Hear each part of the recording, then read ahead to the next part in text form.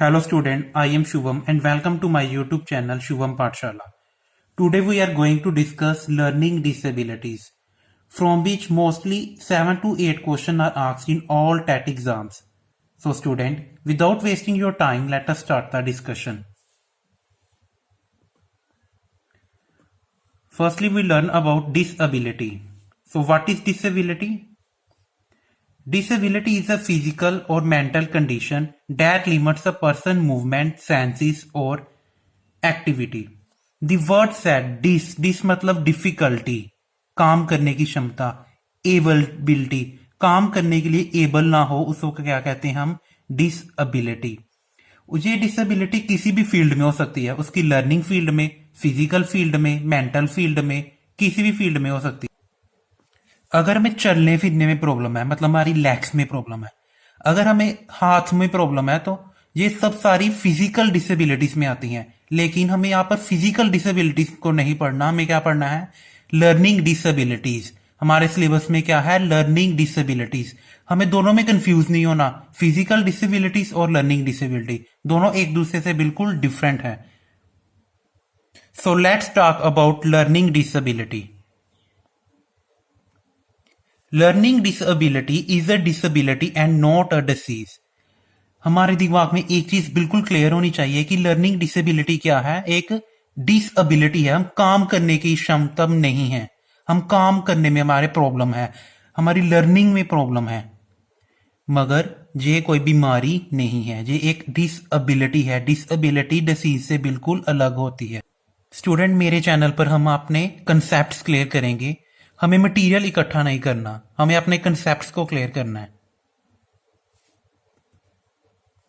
Learning disability है वो disease बिल्कुल भी नहीं है. Learning disability is not equal to disease.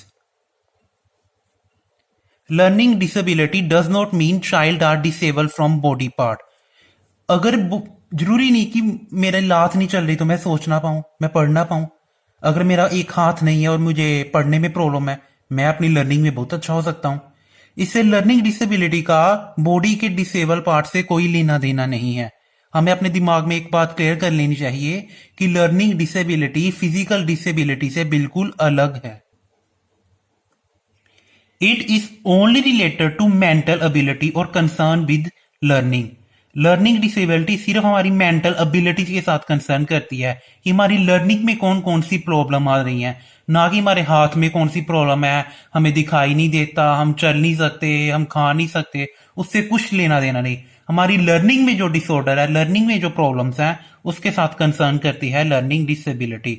Learning disability is a neurological disorder which affect person learning. Neurological means हमारे brain में कोई प्रॉब्लम होती है लर्निंग डिसेबिलिटी की. स्टूडेंट, हमें अपने माइंड से डिस वर्ड को कट करना है. हमें अपने स्टूडेंट को एबल बनाना है. हमें अपने टीचिंग एड ऐसे यूज करने हैं कि हमारे स्टूडेंट एबल हो जाएं, डिस नहीं रहें. उनकी डिसएबिलिटी में से हमें डिस वर्ड को कैंसिल करके हमें उनको एबल करना है ताकि वो अपने रोज के काम कर सकें. Next we talk about identification of learning disabilities and checklist given by NCERT. हमें एनसीईआरटी ने कुछ चेकलिस्ट बताई हुई है जिस उसमें वो सिम्टम्स बताए हुए हैं, जिन सिम्टम्स को हम देखकर पता कर सकते हैं कि किसी बच्चे को लर्निंग डिसेबिलिटी है या नहीं. पहला, पुअर मेमोरी. अगर स्टूडेंट की मेमोरी पुअर है तो वो लर्निंग डिसेबिलिटी कैटेगरी में आ सकता है. Next is short attention span. वो किसी चीज में ज्यादा देर तक अपनी अटेंशन नहीं दे पा रहा तो वो लर्निंग डिसेबिलिटी कैटेगरी में आ सकता है. Next is lack of comprehension. वो ठीक से कॉम्प्रीहेंड नहीं कर पा रहा किसी चीज को. Poor coordination. वो हैंड और आइस में कोऑर्डिनेशन नहीं बना पा रहा. उसे पता देख रहा है कि मुझे जे वाली लाइन में लिखना है पर वो लिख नहीं पा रहा उस लाइन में, तो उसको क्या हो सकती है? Learning disability. Difficulty in listening. इसका मतलब अगर टीचर बोल रहा है दोज, वो सुन रहा है दिस.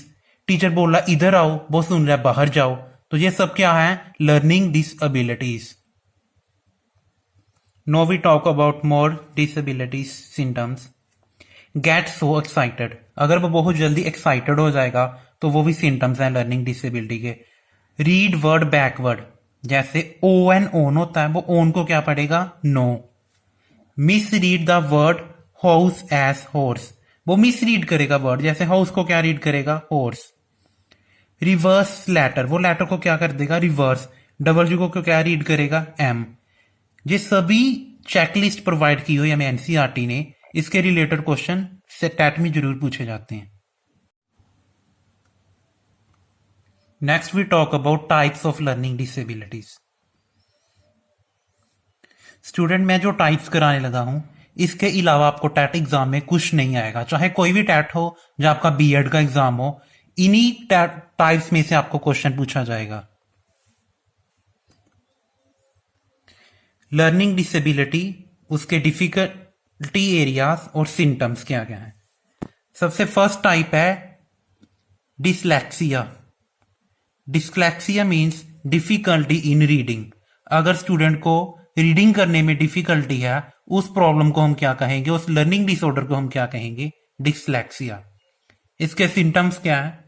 ट्रबलिंग इन रीडिंग और pronouncing the words.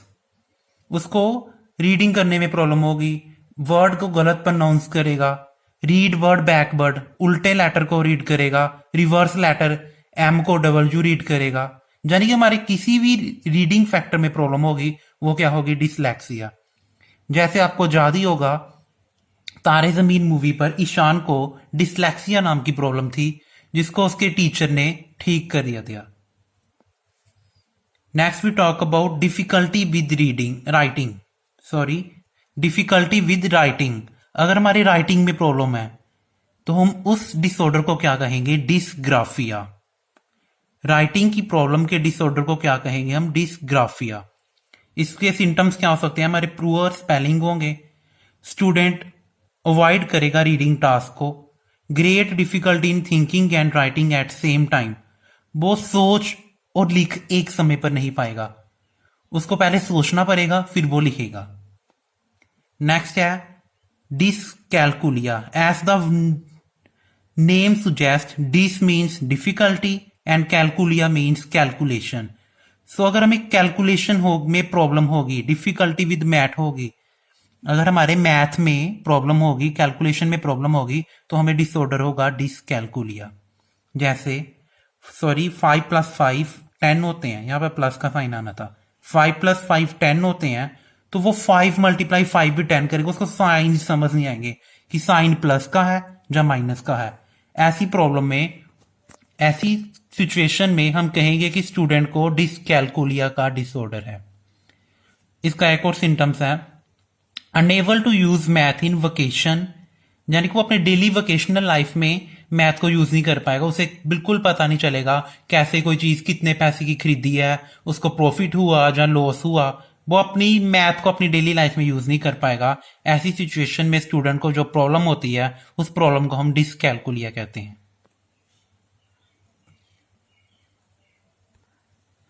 Next problem है, डिसऑर्डर है dyspraxia. Difficulty with fine motor skill. और उसकी मोटर स्किल एक्टिविटी में प्रॉब्लम होगी, उस प्रॉब्लम को क्या हम कहते हैं? डिस्प्रैक्सिया। इसके सिम्टम है problem with hand eye coordination. जैसे पहले भी हमने पढ़ा है, वो देख रहा होगा कि मैंने इस लाइन पे लिखना है, पर उस लाइन में लिख नहीं पाएगा, उसके आई और हैंड कोऑर्डिनेशन में क्या होगी? प्रॉब्लम। नेक्स्ट है, अगर हमें लैंग्वेज में डिफिकल्टी होगी, उस डिसऑर्डर को हम कहते हैं डिसफैक्सिया। इसके सिम्टम है loss of speech due to brain damage. हमारी स्पीच क्या हो जाएगी? लॉस। लैंग्वेज में प्रॉब्लम होगी हमें। नेक्स्ट है difficulty in hearing between different sound. हम हेयर नहीं कर पाएंगे अलग अलग साउंड्स को, जैसे हमारी टीचर और एक स्टूडेंट साथ में बात कर रहे हैं, जो डिबेट कर रहे हैं, हम एक टाइम पे सिर्फ एक को ही सुन पाएंगे। ऐसी प्रॉब्लम को कहते हैं ऑडियोटरी प्रोसेसिंग डिसऑर्डर, और इसकी शॉर्ट फॉर्म है APD. Does not hear think और word correctly. Next disorder difficulty in interpreting visual information. वो विजुअल इंफॉर्मेशन को इंटरप्रेट नहीं कर पाएगा, वो देखेगा ब्लैक बोर्ड पे लिखा हुआ है इन, वो लिख देगा नी, ऑन लिखा होगा तो अपनी कॉपी पे लिख देगा नो, यानी कि विजुअल प्रोसेसिंग डिसऑर्डर होगा वो। सो स्टूडेंट, ये थी हमारी learning disability. Hope you like this video. Student, I need your support or motivation to make more such kind of video. If you like my video, please like, share and subscribe. Thank you.